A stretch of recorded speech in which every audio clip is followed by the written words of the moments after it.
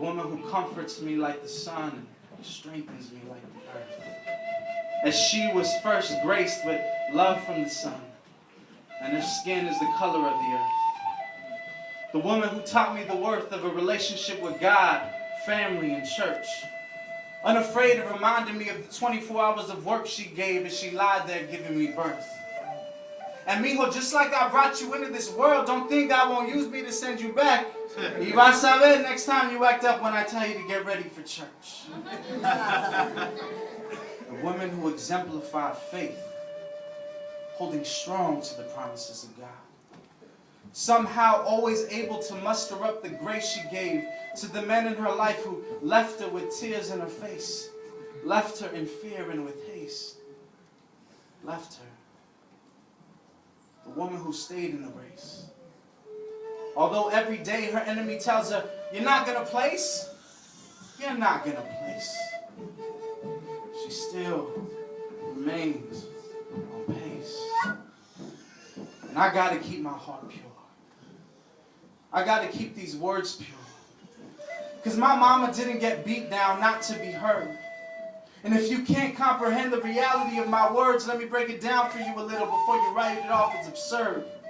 You see, when the situation got tight, and that man ran when it was rightfully his responsibility to provide, leaving my mom at the checkout stand with 4 kids in one hand, with coupons and food stamps in the other, hustling leche y tortillas and utter humility. Raising a family on beans, rice, and Jesus Christ.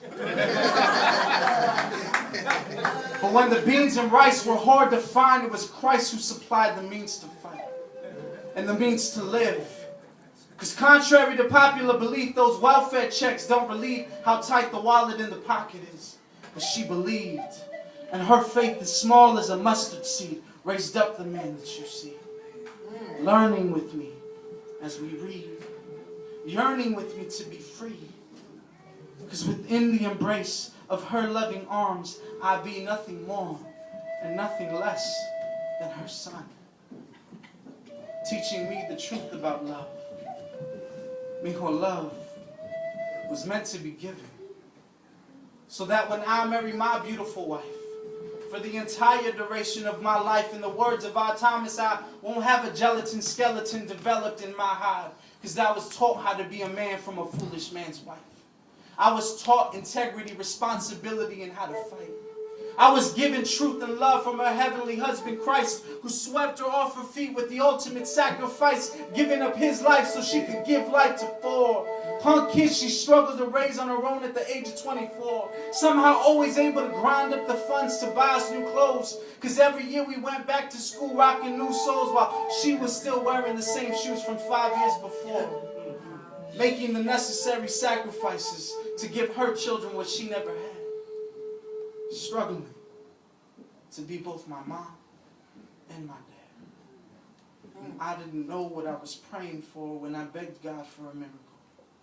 Because every night I awoke to her crying out on the bedroom floor. You see, she waited till night so she could try to be alone. Because the motel room we dwelled in was where we called home, and unfortunately, what we could afford didn't provide much room to roam, much less live. And as I laid in bed crying, my 12-year-old prayer was to hear my mom stop dying as the pain she was in broke her mind, body, and spirit. And with all the sincerity in my heart, I begged God to steal it. To give her pain to me so that she could see and feel it. The love she was teaching me because of her perseverance. But the inspiration lied within the situation. And God's will is not limited to our joy and gratification. Please understand that the foundation of my education was laid by a woman who learned to read because of salvation. Studying divine biblical revelation with a 5th grade education because He loves to use the foolish things of the world to confound the wise. So now, as I live my life, fighting to cope with my pain, and my strife, and my struggles, the wisdom I keep close was taught to me by my mother. Mijo, pray. Don't you ever let go of God's hand. Mama, I love you. And because of your faith, I stand.